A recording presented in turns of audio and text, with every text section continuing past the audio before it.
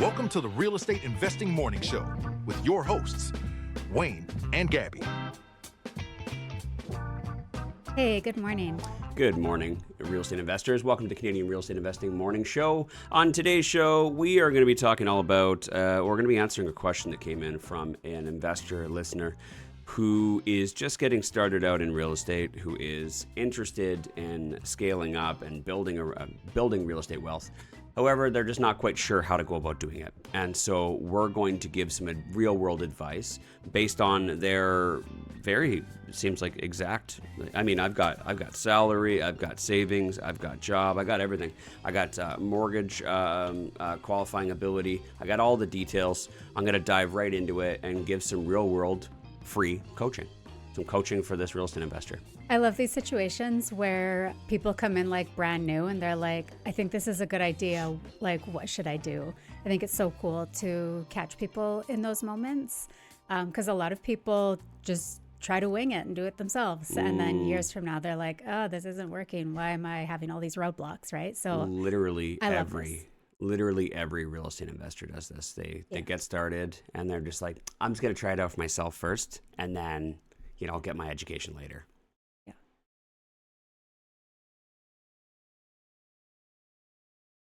Sometimes, sorry. We're not video for everybody. I was like, sometimes you might get lucky. Sometimes you might. Sometimes it works. Sometimes it doesn't. It never works. Yeah.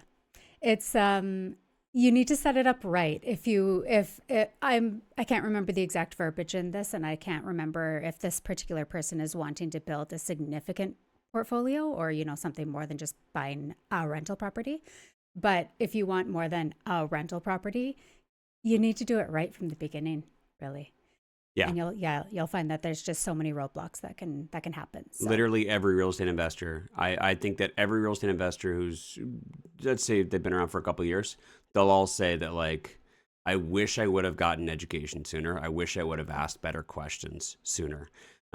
Because all their first couple of properties are all mistakes. And that's, like I said, that's the people that made it through the first couple of years. Most people, they mess up and then they just mess up and then they quit. Yeah. Right. And there's this continuous, loop that keeps happening, or it keeps repeating over and over and over again, of people trying to figure it out, not knowing what they're doing, messing it all up. And then at that point, they determine whether they stay resilient and they keep on doing it, keep on trying to figure it out, or they just quit. So I like the fact that this investor reached out to us and asked for help. And I like that they're taking advantage of this free coaching that we offer every weekday morning, because I'm going to be able to give this person some really good advice. And I'm going to give them some harsh advice as well, some real advice that they need to hear. It might not be what they want to hear, but it's what they need to hear, because after doing this for over 15 years, we're still relatively young as well. We still got our youth and everything.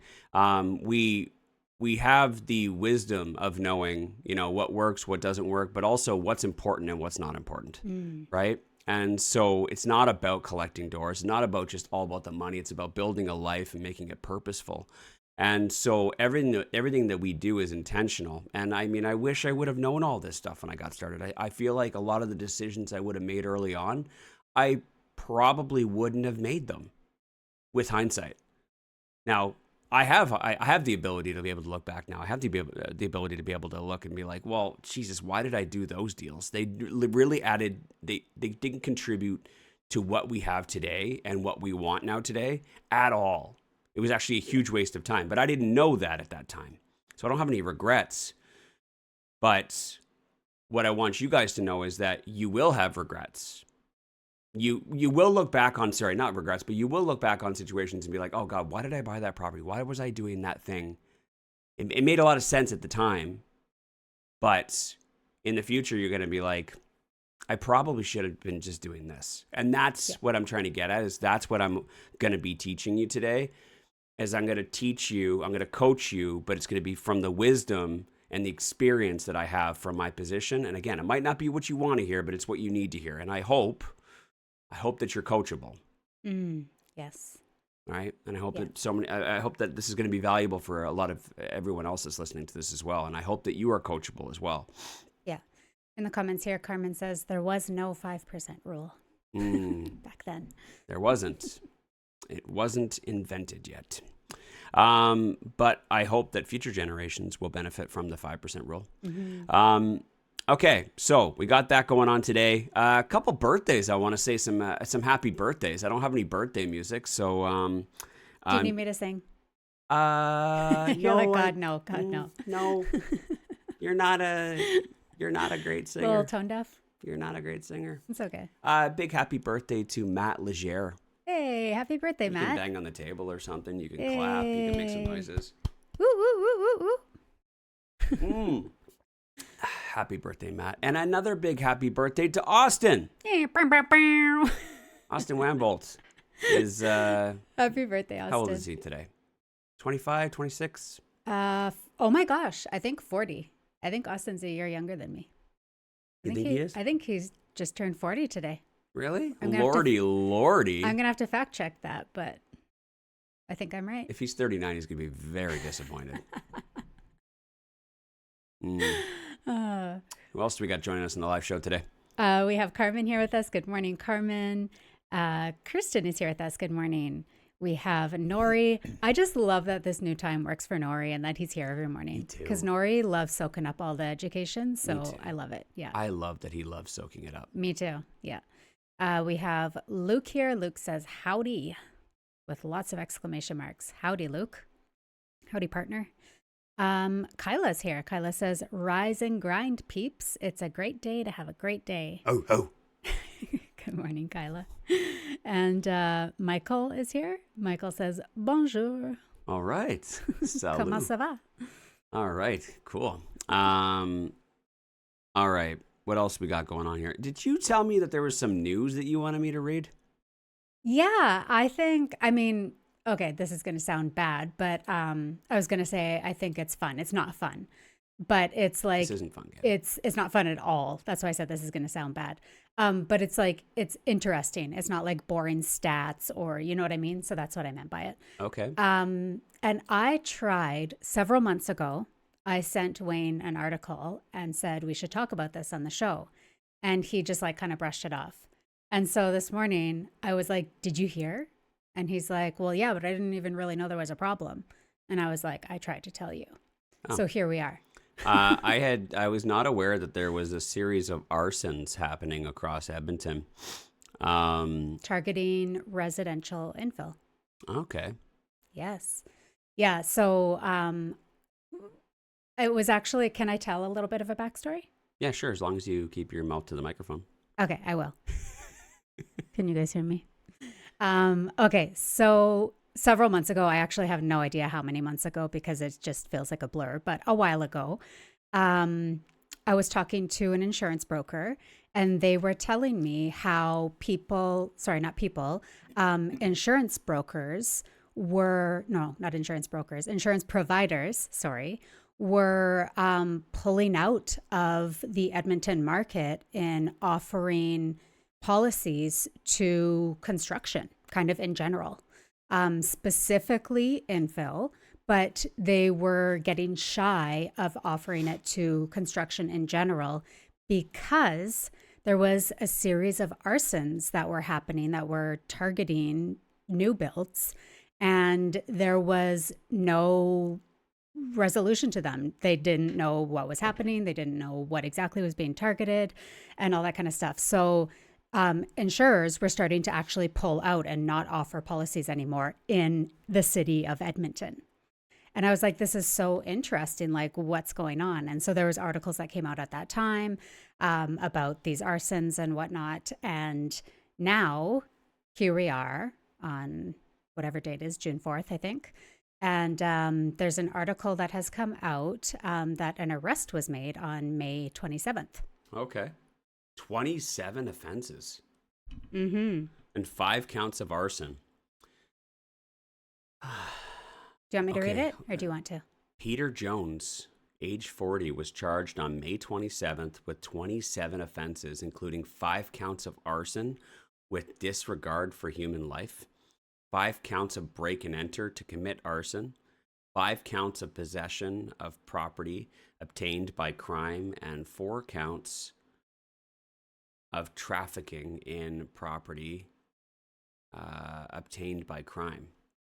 In a news release on Wednesday, which was excuse me, yesterday, Edmonton police said between October and November 2025, officers began investigating a pattern of suspicious fires at newly constructed homes in established neighborhoods. In total, 5 properties under construction were deliberately set on fire, police said. No injuries were reported, but they resulted in emergency evacuations and property damage beyond the initial sites. Following an extensive and coordinated investigation, Jones was identified as the suspect. Police say on November 13th of 2025, Jones was on parole and was arrested for a parole violation. His parole was then revoked, and he remained in custody while investigators continued looking into the alleged arsons. The EPS has a specialized team of investigators who work closely with Edmonton Fire Rescue Services to determine the cause of suspicious fires and identify those responsible. EPS said the arsons are not related to an investigation dubbed Project Gaslight, which is something completely different involving extortion. I'm guessing people were trying to connect dots, and they needed to say that. Yeah, you betcha. But that's interesting. I was not aware of that. Kirsten is on the live chat with us this morning and says that it was all over the news. But I guess I've been living under a rock. Yeah, you have. Yeah. Anyways, I think it's great that they've caught him. Fire is very scary. And as it said in the article, like the fires aren't just like the scary thing about fire is that it spreads. Yeah. So it's not like it's just contained to, where the fire is lit. So in this case, it did spread to neighboring properties, which, it's scary. It's dangerous. And, obviously there is some passion. People are feeling very passionate about infill and about their neighborhoods and all that kind of stuff. But this is definitely not the way to deal with that. So I'm glad that this person was caught, and I know a lot of people were trying to sell off a lot of their infill projects last year, but this is not what you call a fire sale. Oh boy. That's not how you do a fire sale. Bad humor. Okay, that's joke number 1. Can I give you joke number 2? Yes. Then we'll take a break. I was reading an article the other day, actually, and it was an article. And it was listing off the most common landlord names, and the top of the list. Do you know what the number 1 landlord name is? What is it, Wayne? Elise. Elise who? What's the last name? Don't ruin my joke. Don't ruin my joke. We'll be right back. Real estate investors need to treat debt differently than homeowners, and at Kirkland & Brennan Mortgage Group, we understand that. For the last 11 years, we've helped real estate investors plan and build their portfolios. We understand how to help you avoid fees, penalties, getting yourself stuck, and making sure that the deal you're doing today doesn't stop the deal you want to do tomorrow. You can reach out to Keaton, Keaton, at kbmortgages.ca. Put plan in the subject line, and we'll help you build a plan and then realize it for your real estate goals. We also coordinate with the other professionals like your accountant, lawyer, realtor, and we will help you build your portfolio. So reach out. We'll do our best to help. Thanks, guys. You've got showings, lease signings, suite renos, condo board meetings, credit checks, mortgage financing, and every so often the tenant clogs the sink because they shoved macaroni down there. Stop. Breathe. Leave the bookkeeping to Fingo. Fingo is specialized real estate bookkeeping by real estate investors with tailored services for maximum returns. Save time. Enhance your returns. Claim the plumbing repair for that ridiculous macaroni fiasco. Book your free consultation at fingo.com.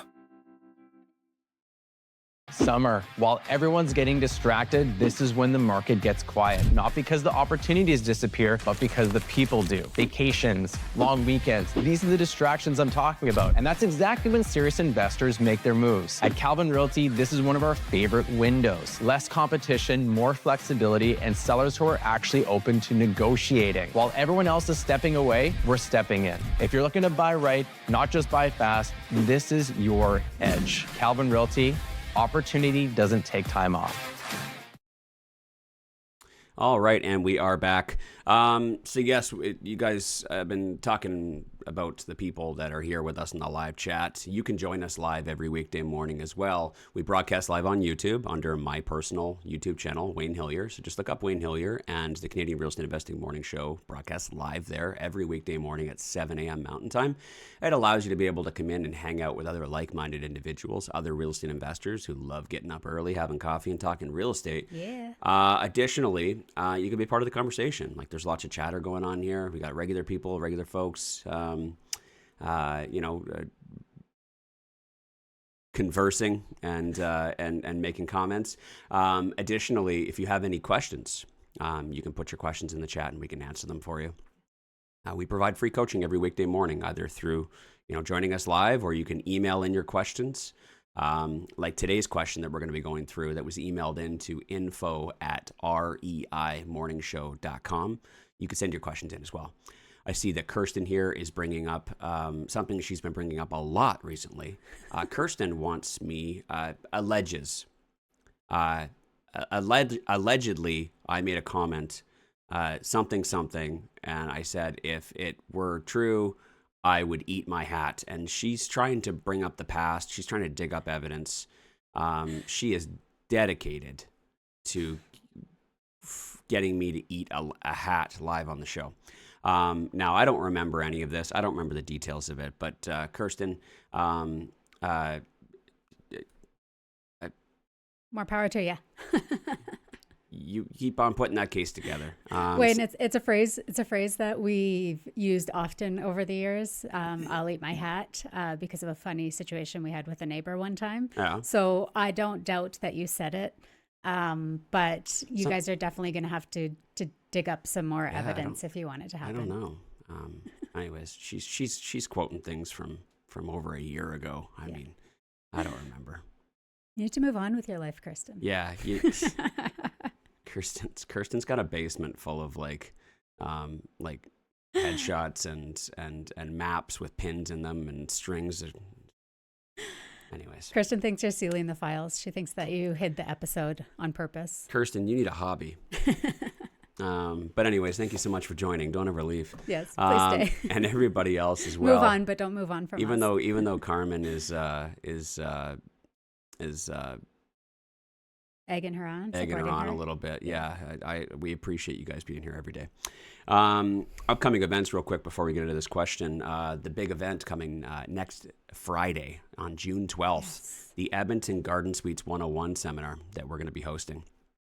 With Edmonton Garden Suites and with REI Masters. This is going to be an awesome opportunity for you to learn all about how to build garden suites in Edmonton. We are building garden suites in Edmonton right now. We've been in contact with a bunch of other investors as well who are jumping in on this opportunity right away. It's a very, very new opportunity, and this is how many times can I say opportunity?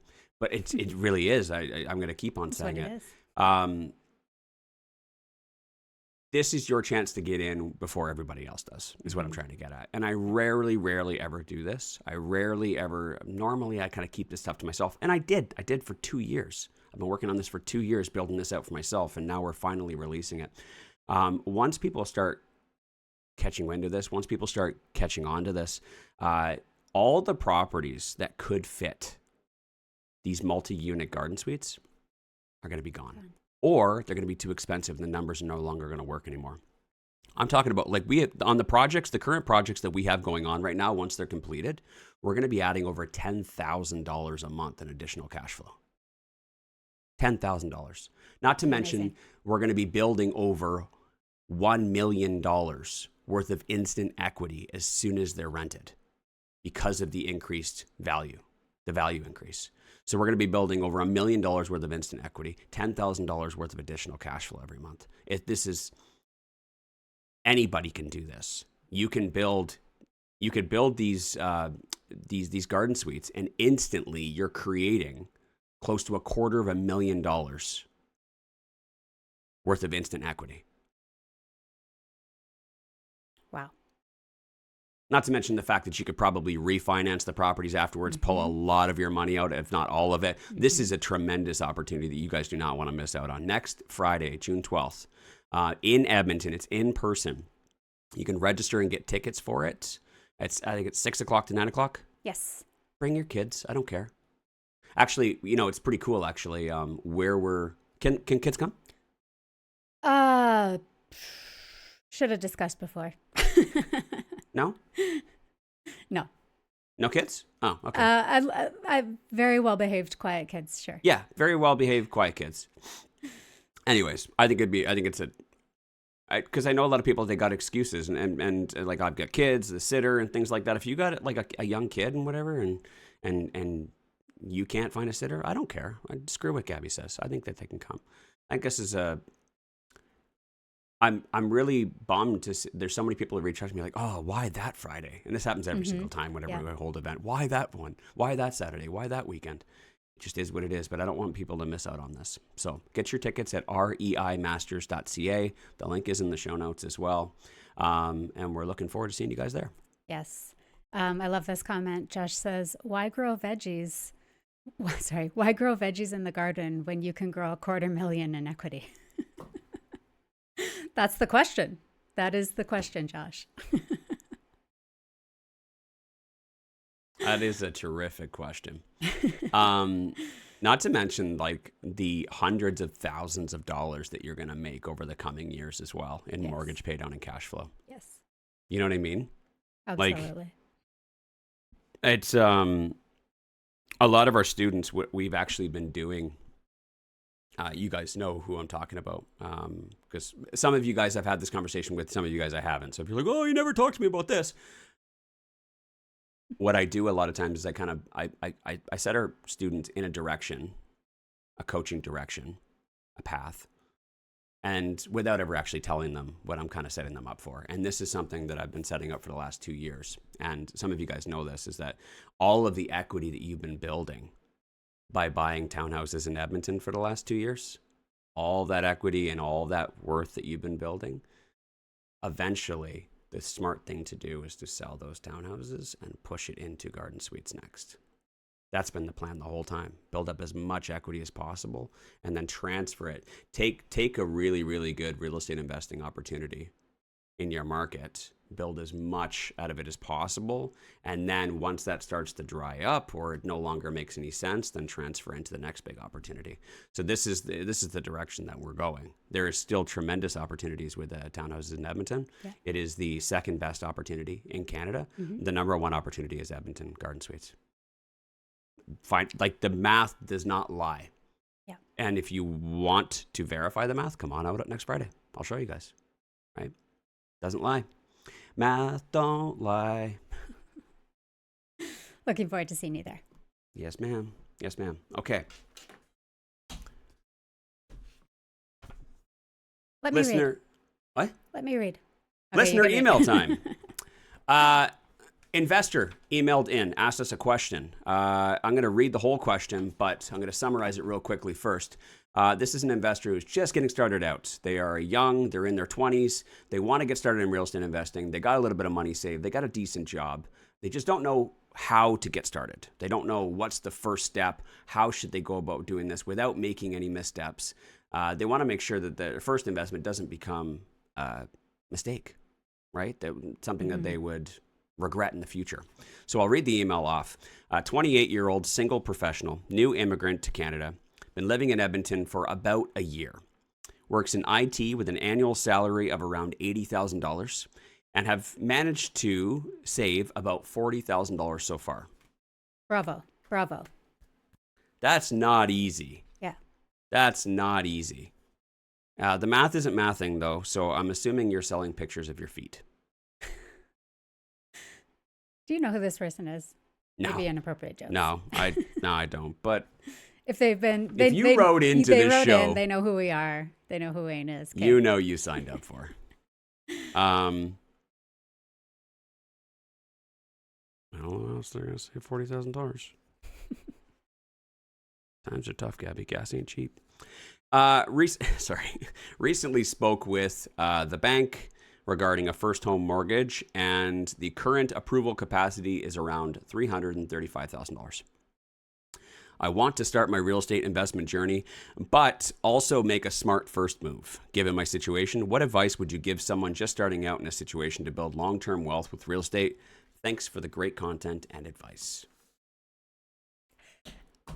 Thank you for writing in your question. And I actually love the verbiage in there. I heard that I want to get started on my real estate investment journey, and I don't. And what was the verbiage? I don't want to make a mistake, or I want to. Ma'am. Yeah.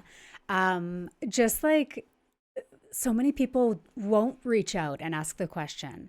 Won't ask for help. Yeah, won't ask for help, or are too proud to say, help me do this right. Instead, they think I can do it all on my own. You know what I mean? So I just, before you dive into answering the question, want to say, good for you. Seriously, good for you. Yeah. So smart. I agree. Now, I just was talking about Edmonton Garden Suites. And so you're probably thinking, ooh, I want to do that.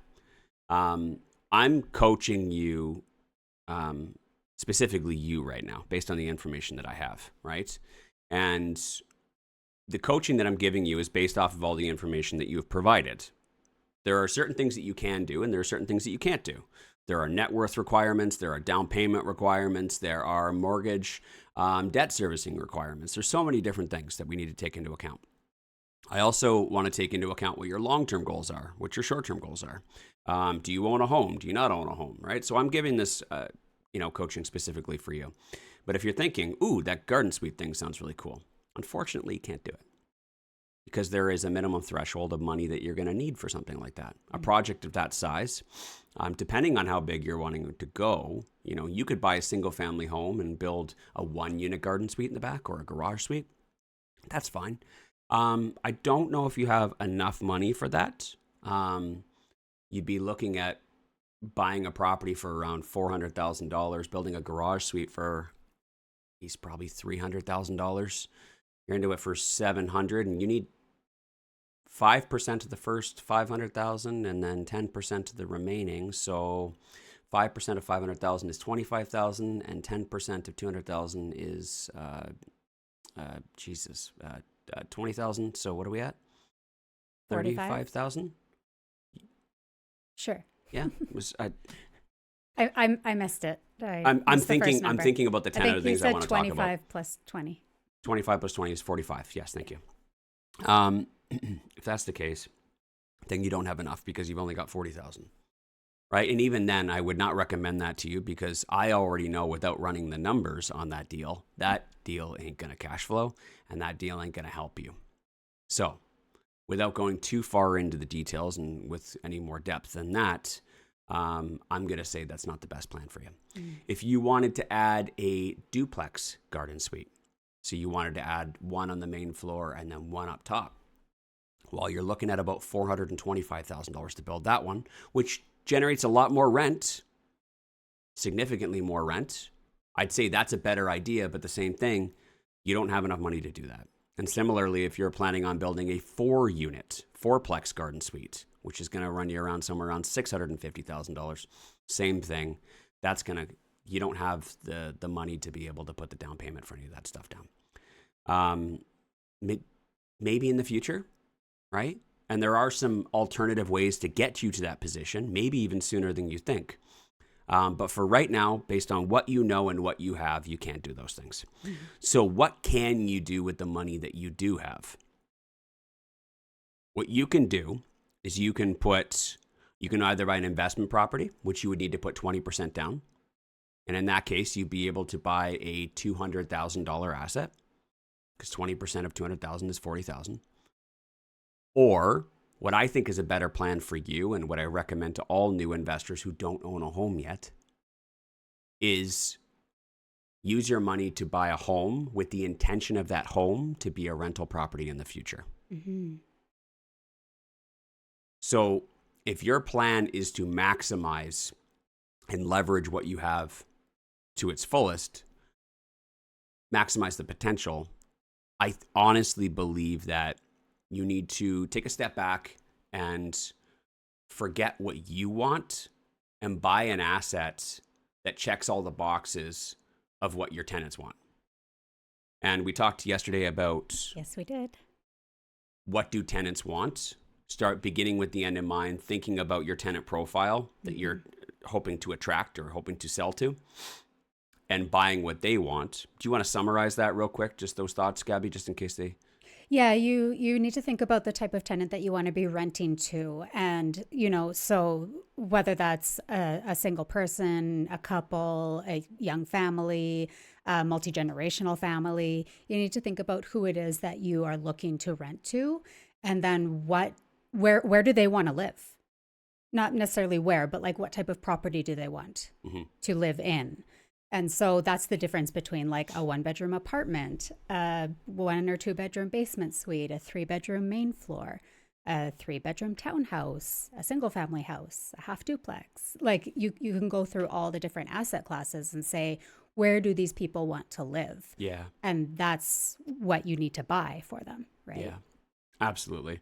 And so, whatever that might be, whatever the best asset choice or the choice of investment property is for your tenant, it might not be what you want. And that's why I say you kind of have to you're going to have to dedicate yourself and make a little bit of sacrifice and just saying, hey, this is the situation, these are the circumstances, this is what I got, this is what I can do. If I want to build something, I got to be willing to sacrifice a year or 2 years of my life living in a property that might not be my forever castle. And Gabby and I did that. Several times. And we're going to teach you how to go about doing it the same way that we did. And we'll do it in a way that's legal as well. Now, I will be tiptoeing on my words because a lot of people take advantage of this strategy and with the wrong intentions and can get themselves into trouble. We're going to show you how to go about doing it right. But ultimately, the reason why we want to buy something and live in it, and with the intentions of it being a rental property in the future, is because when you buy a property as your primary residence, as a home, you can get CMHC insurance, which allows you to put as little as 5% down on the property. That's a game changer. Yes. Because you've got $40,000. If you were to buy, say, a Edmonton townhouse right now for $200,000, that's one property. But you could also buy an Edmonton townhouse right now for 5% down, which is $5,000. Why am I having trouble today? $10,000. $10,000. No. $200,000 property? Yeah. Why am I having trouble with this today? 5%. Goodness gracious. No, it's 5,000. 10,000. Why is that so hard for me today? I don't know. Okay. Sorry. I was going to say, for somebody who's as good at math as you are, I don't know. That was pretty basic. I'm almost 40 now, and that is very basic. But it's on the show. I've got so many different things going on in my mind. I'm trying to keep all my notes in order here because there's a direction I'm going. I still got 30 minutes left in the show. $10,000. But yeah, you can put $10,000 down as opposed to putting all of your $40,000 down, which means that in theory, you could buy 4 townhouses, 4 $200,000 townhouses instead of one $200,000 townhouse. Which one would you rather? Would you rather have one $200,000 townhouse or 4 $200,000 townhouses? I'll give you guys a moment. Please put your answers in the chat. We're waiting. Do we have waiting music? I think everybody wants 4. Yeah. I think I can automatically assume that everybody wants 4. Because if you think about it, if your townhouse was to go up, say, 5% in value, which means that your townhouse went up how much? $10,000. $10,000. If you only own one, you would only make $10,000. But if you own 4, you would make $40,000. Woo! See? You're 4xing your results. Now, it does come with a little bit of extra risk because of the fact that you're leveraging more money, and it means your mortgage payment is higher, your cash flow is less. If you've been listening to the show, cash flow is very important because cash flow is your risk mitigator. The more cash flow you have, the less risk. So if you are borrowing more money, that means the mortgage amount is higher, which means that your monthly mortgage payment is higher as well, means that you have less cash flow. Less cash flow on all four of those properties increases your risk, but it also increases your return on investment. So it's a balancing act, but it really does come down to the numbers and your risk tolerance. So it's up to you at the end of the day. But my opinion, and I will tell you how I did it, is that early on, I was willing to take more risk in the beginning in order to build more equity. Because when I was getting started, much like you, I didn't have a whole lot of money to play with. I didn't have a whole lot of resources. I didn't have a whole lot of people lining up wanting to do deals with me. So my options were very limited. And in situations like that where you're at a lack of resources, you got to do what you got to do, and you got to dial up the risk dial meter just a little bit, not too much, because if you do too much, then you fuck it up, you lose everything, and then you quit. But with proper guidance, with proper education, and with proper calculation, calculated risks, I think it's reasonable. That's what I did. I did it very calculated. I did it very safely. Gabby was freaking out a lot during the beginning. But whenever you had a question, whenever you had a concern, did I not have a 20-minute answer that went with it on how exactly I was going to resolve it? Yep. I had it all figured out. And I drove you crazy. I drove you crazy. Yeah. But you also kept me in check. Yeah, for sure. You kept me in line to make sure that I was always double checking my math, even this morning.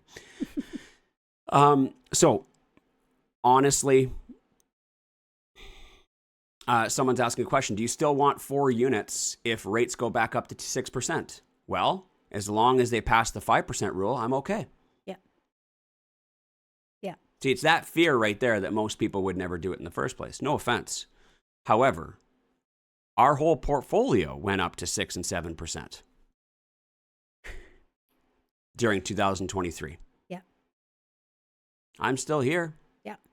We were completely There's a lot of people who aren't here. Yeah. A lot of people went there's a lot of people who aren't here. I've actually got a list of all of the people who were the big names in 2020, 2021, and 2022. Let's go through all the names of everybody that everybody was going to see at seminars and events and webinars and following them and sharing their shit on Instagram and Facebook. And all of them that are gone, bankrupt, and lost everybody's money. I've got my list here. You guys ready? Ready. Hundreds of people in our community fucking failed when those interest rates went up. Guess who's still here? Anyways. The people who invested what we do smart works. and What we safe. teach works. Yeah. So the people who invested smart and safely. That's why we created the 5% rule. It's what I've always built my portfolio on, is that you need a certain minimum amount of cash flow in your portfolio and in your properties in order to make sure that you can weather storms. Interest rate spiking is a storm. Rents dropping because vacancy rates are high is a storm.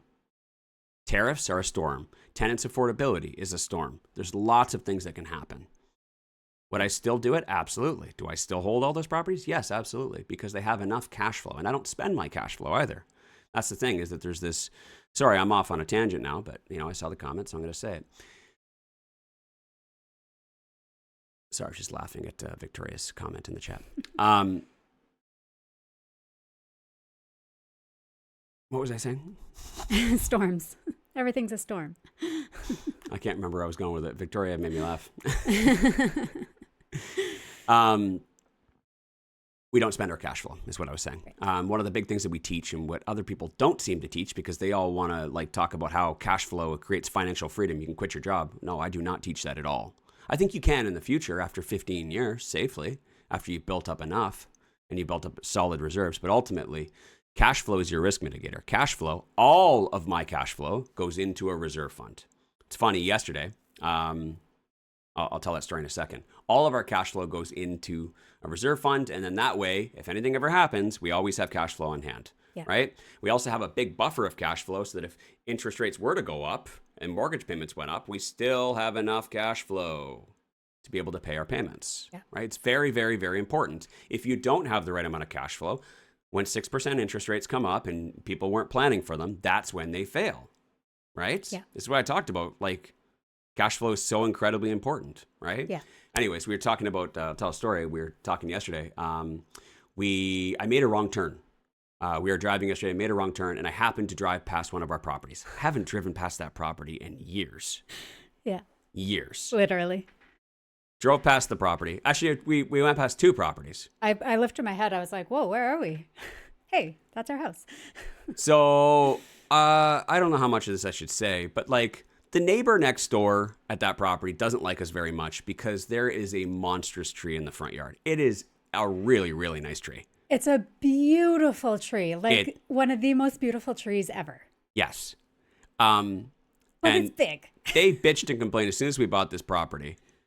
Cut down that tree. It's overhanging into my yard. Yeah. And for us, we're like, that's creating so much shade for our main floor tenants. Yeah. Right? And it's a beautiful tree. Gorgeous. And in my mind, I'm just like, make me.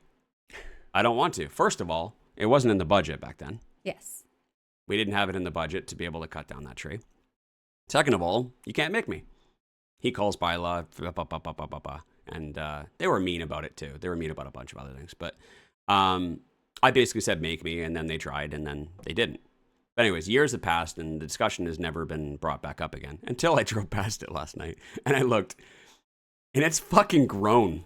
I don't know. I don't think it's grown. I think it's grown. Just I was like, was it always that big?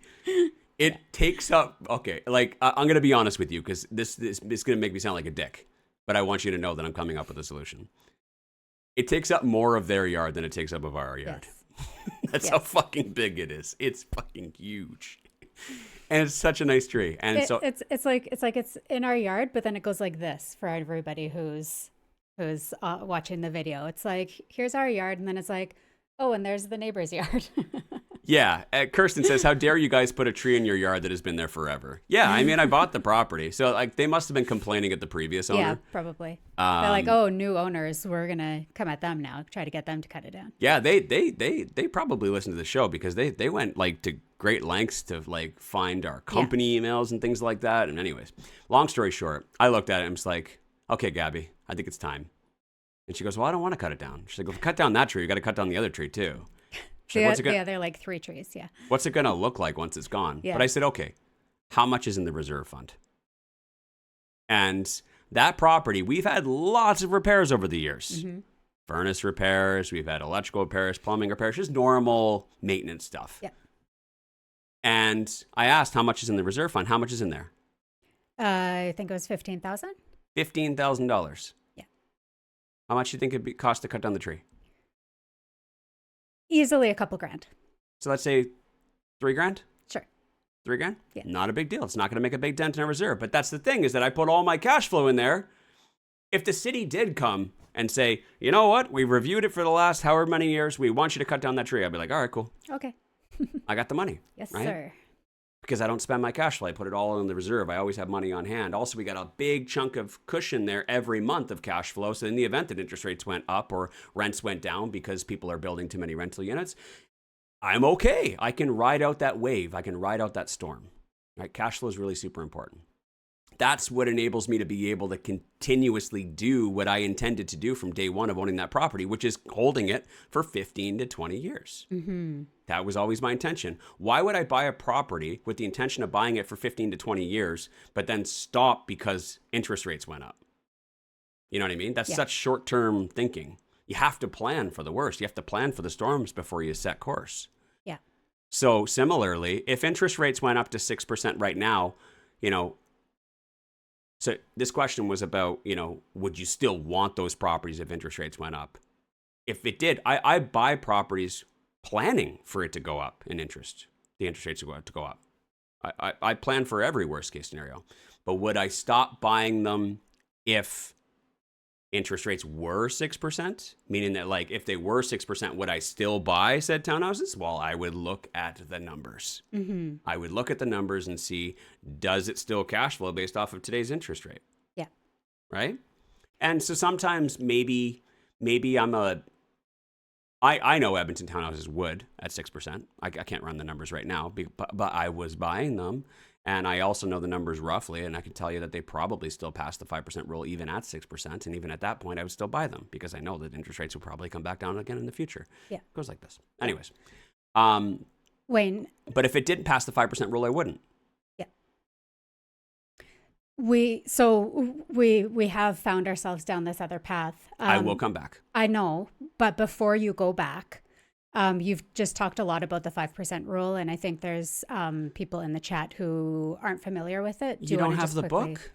You don't have the book? Yeah. Go to Amazon, look up the 5% rule, a cash flow test for Canadian real estate investors. Yes. It's a nice and easy read. Looks something like this. Looks exactly like that.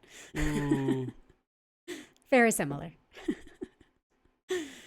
Yes. There you go.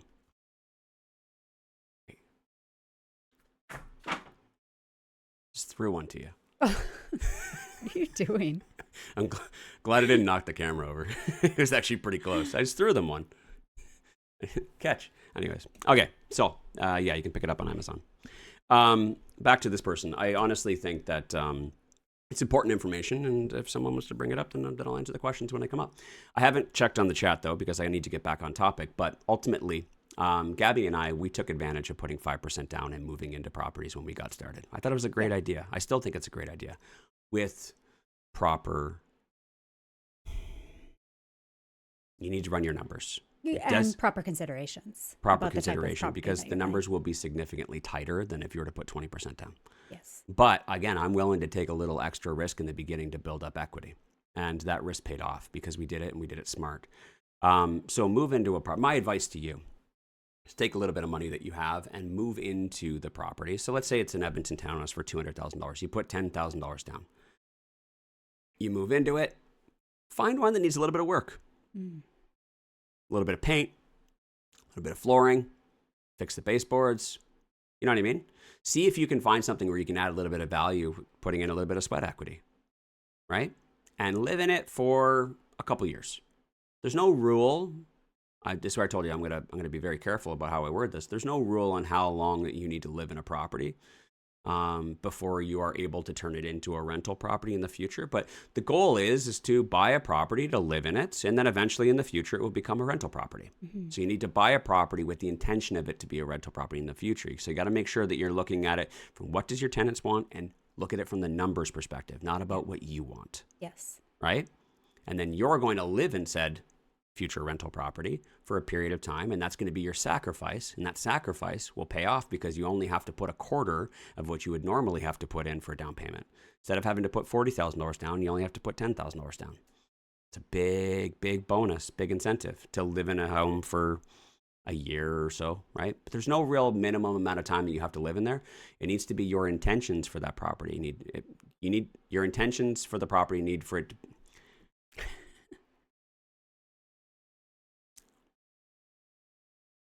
the property needs to be intended for you to live in it. It still didn't make any more sense. Sometimes I just trip over You words. do need to live in it. You need to live in it. The intention needs to be for it to be your home. Yes. Okay. Now, if your intentions change in the future, that's entirely up to you. You don't have to sell the property. You don't have to change the mortgage financing, nothing. But this way, you can take advantage of only putting 5% down. So move in, fix it up, increase the value. Then, when a reasonable amount of time has passed, go and look for another townhouse. Move into that, put 5% down on that new townhouse. You can, because that one's going to be your home now. You can get the CMHC insurance. You can put 5% down. You move into that townhouse. Okay, that one becomes your home. The original one becomes a rental property.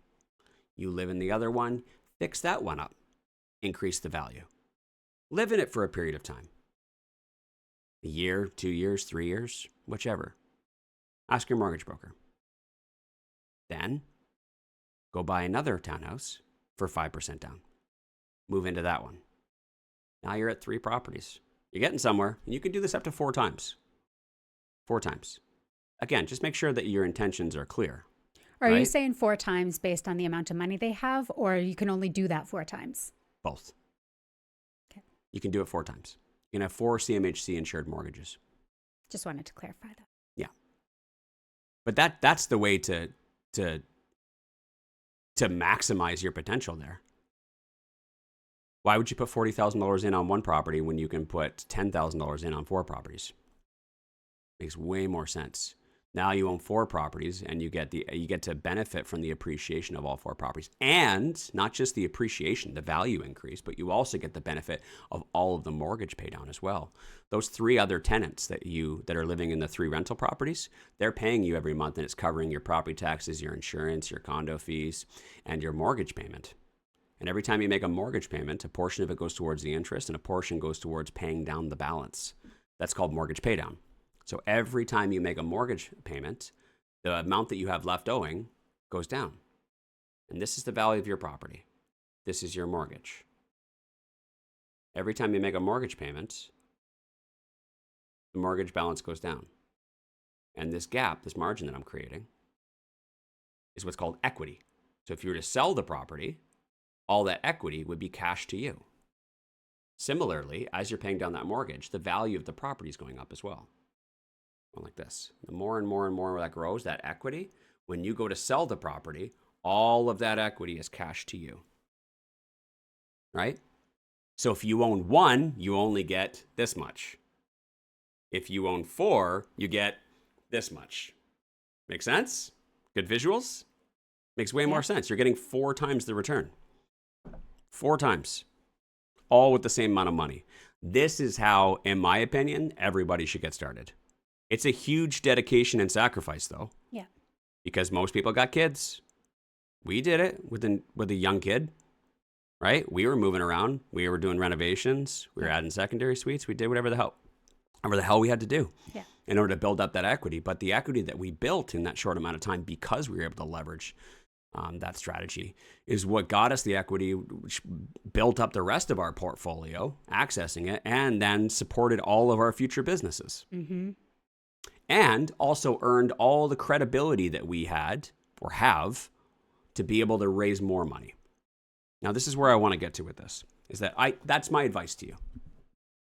Literally the property type, it's literally what I would do, the strategy. For right now in Edmonton, that's my advice to you. Here's the thing though. What's going to happen is, even depending on how quickly you do this, let's just say fast forward to 5 years from now you're whatever, 6 years from now you own 4 townhouses. One of them you live in it. The other 3 you're renting them out. You've probably got $1 million worth of real estate now under your name. You went from having $40,000 cash to approximately $1 million worth of real estate. Every time any real estate goes up in Edmonton, that's instant equity for you. Every time a mortgage payment happens, instant equity for you, all on $1 million portfolio. I think that's fantastic. If that's good enough for you, then stop there. Save up until you get your next down payment, right? Keep saving, keep saving, keep saving. Maybe 5-10 years after that, you'll have enough money for your own down payment, for your own dream home, move into that home, do whatever you want, paint the walls purple, entirely up to you. Okay? If that's enough for you. But if your goal is to build something more than that, then you're going to have to go against the grain and do more. You're going to have to figure out a way to get access to more capital. Here's the truth. This is not a judgment thing. You've worked very hard to this point. You're 28 years old. You're single still. You've worked very hard studying to get to a point where you have a career in IT where you make $80,000 a year. You are in one of the highest salaries in the country. There's not many people who have salaries over $100,000. It's very rare. Very, very, very rare. And those that do make over $100,000 a year are probably working ridiculous amounts of overtime, working up north in Fort Mac, working at the copper mine, doing this, doing that, fly in, fly out schedules, right? Working night shift, getting that extra premium. You're able to make $80,000 a year on a salary, doing a job, and you probably don't have to work a whole heck of a lot of overtime. The problem is that $80,000 a year is not very much based on today's affordability. Yeah. I'm going to ignore the fact that you're single and that you don't have another income from a partner. Right. But just being real right now, you're probably, based on just normal cost of living, you're not saving that much. You might be scrounging, living on noodles right now, saving up that $40K to get started, but it's not very much. And in order for you to be able to save another $40K, which, by the way, you can't repeat this strategy that I already taught you because you've already got your 4 CMHC mortgages. So now you have to put 20% down for your next property, which means it's going to take you 5 to 10 years to save $40,000. And then you'll be able to buy one more. I mean, it's not going to be very long before you're 60 years old, and you can't accumulate, you can't save enough in a lifetime. Saving is the wrong way to go about it. You already got it, which is great. You got a great stepping stone. But the truth is, if you want something more than what we've just explained to you, you're going to have to go against the grain. You're going to have to do what others aren't willing to do. You're going to have to get education in real estate investing. You're going to have to learn creative strategies. That's what we did. I tried to do it on my own. I tried to figure it all out. I didn't want to do partnerships. I didn't want to do anything else. I just wanted to save until I came to the realization. And I'm assuming you're a pretty decent, smart person. I don't know you, but let's just say that you are. You can't save your way to building wealth. You can't. It's just not enough. There's not enough. The cost of living is way too much, and it's not getting any better. What you need to do is you need to learn creative strategies. That's what we did. We took a bunch of courses. We paid for our education. We got coaching. And then we applied that learning and that education, and we were able to buy houses for zero money down. I got really fucking good at it. Now, is that the advice that I would give you? Maybe, maybe not. I don't know you well enough to be able to give you that level of coaching. But ultimately, what I've learned, and I teach this to all my students, is that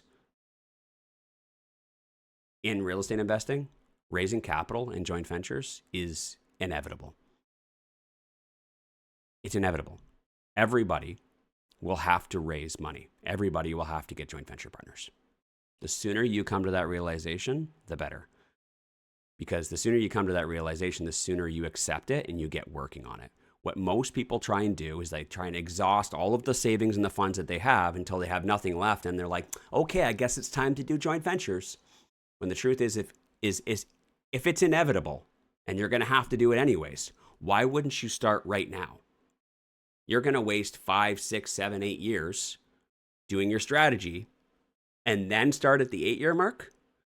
Why not get started on joint ventures right now, and then you have 8 years worth of building it? At the very least, 8 years of developing your craft, so on the 8th year or the 9th year, instantly you can hit the ground running. Because most people, they're not good at joint ventures when they start.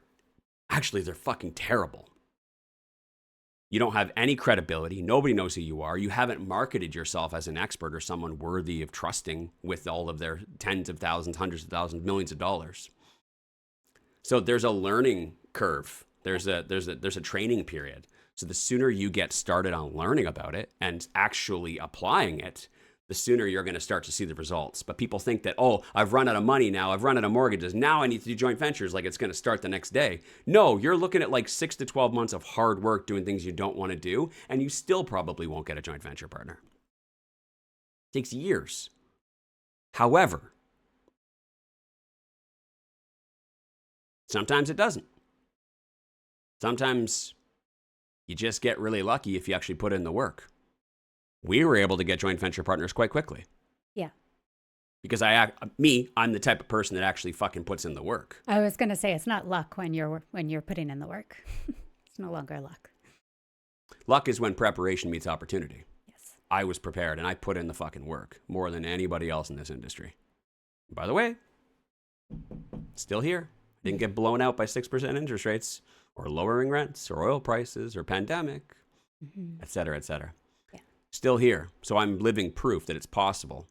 And we have students that are living proof that it's possible. I'm just, as I'm saying it, I'm thinking about one of our students who just tried recently. When I say tried, I mean they actually tried. And we did a 30-day joint venture challenge a couple months ago. Was that March? Yes. In March, we did a 30-day joint venture challenge, and we gave challenges and tasks for our students to do in our mentorship program. And one of our students, well, a couple, they just locked up a joint venture partner right now. So it didn't happen right away. It happened, they were building it. Their joint venture partners got approved for their mortgages, and they're pulling, I think they're doing a HELOC on their home or something like that to pull out equity. And they want to buy 2 properties, I quote, right fucking now. I might have misquoted that. But they want to buy 2 properties right now. They want to get going right now. Yeah. That's one of our students just recently. Yeah. And they're out and they're like, I'm freaking out because I need to buy this property quick. Yeah. Right? Yeah. Not to mention the fact that so many of our other students have utilized joint venture partners as well. It's inevitable. It's hard, but the truth is that you need to come to that realization. You need to learn different creative strategies, whether that be joint ventures, raising money, or seller financing. We've done both, and we continue to keep doing both. Yeah. It's all kind of stepping stones as well, right? Like if you don't have the resources, you need to use what resources you do have. And sometimes that's just knowledge. Yeah. Right? Yeah. And then it's stepping stones to get you more resources to be able to do different, bigger, better things, whatever that may mean. Mm-hmm. Yeah. So earlier, you're like I was saying, like if you really, really wanted to do garage suites in Edmonton, you can. What you need to do is you go and have conversations with other people and ask them. So you develop your skills and your expertise. So you go and you get education. Join REI Masters if you want. Great education. Continue to keep listening to this podcast, but like we can coach you and guide you through this. We can teach you how to go about doing this, how to market yourself as an expert and actually become an expert. Learn everything about real estate investing. Know how to handle the tenants, how to handle the toilets, how to handle the contracts, how to handle everything, how to understand the market, how to buy the right properties, when to sell the properties, how to restructure the financing, et cetera, et cetera. You learn all of that. All the things. All of the things. There's so much: bookkeeping, taxes, et cetera. Once you understand all of that, then it's just a matter of going out and finding other people who don't understand those things, that want to invest in real estate, who would love to buy a property and add a 4-plex garden suite in the backyard, or a duplex garden suite, or a garage suite, whichever. Find those people that want to do that don't understand that could appreciate and value someone like you who does. Mm-hmm. Someone who understands the ins and outs, someone that like, here, I'll just give you my money and you take care of it because I trust you. Right? But you need to earn that trust. And the only way to earn that trust is to prove it to people by investing in yourself. Not only just investing into real estate, but by investing in yourself and sharing that with other people. Right? Go out there, join a mentorship program, learn everything, but show and market yourself. We talked about marketing earlier. Market that out. Hey, today I'm listening to the Canadian Real Estate Investing Morning Show, learning all about scaling my portfolio. Hey, today's Thursday, right? Yes. Yeah, so we have our weekly coaching sessions with our students on Thursdays. Today, I'm in my weekly coaching session with REI Masters with Wayne and Gabby, and we're talking about preparing your bookkeeping or handling tenants who don't pay rent on time because it's the 4th of the month, the 4th day of the month, and they haven't paid rent yet. How do I handle it? You share that with people, and that helps build trust so that when you do go and reach out to that person and say, I've got this project, I'm looking for investors, I was wondering if you'd be interested, they already know that you do this shit day in and day out, right? Yeah. And we can help you build that out. We can help you build a brand, a trustworthy brand that someone will be willing to trust with their hard-earned savings or equity or investments. And then you partner with them and split the profits. That's the secret to success in real estate investing. I can teach you everything about all the little ins and outs and the nuances of tenants and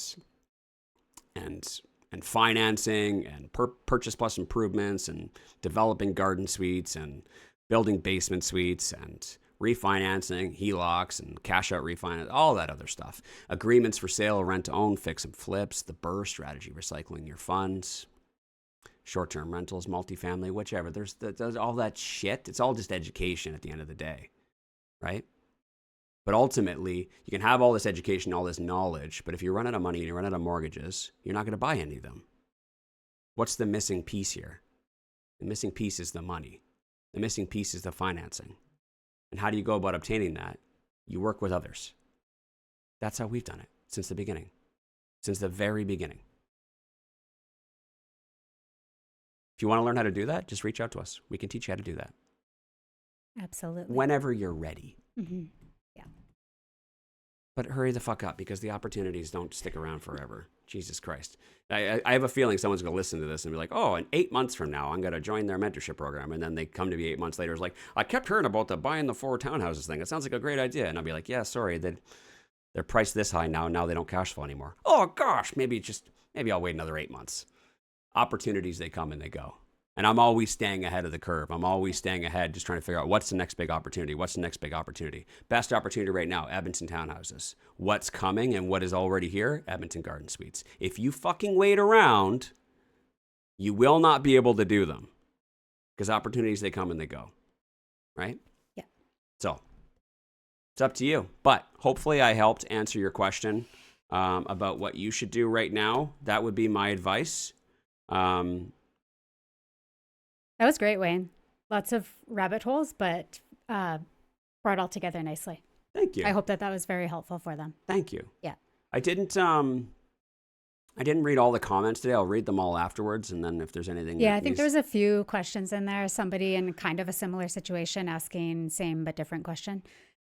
So yeah, we'll go through those questions after the show and see what we can pull out. Okie dokie. Hey, just out of curiosity, is it? Okay, it doesn't matter. We got to end the show. That's it, guys. Tomorrow, special guest Calvin Hexter from Calvin Realty is going to be on the show. We're going to be doing an Edmonton real estate market update. We'll see you guys there. Bye. Thanks for listening. Want to be coached personally by Wayne and Gabby? Then you should join the Real Estate Investing Masters Mentorship Program.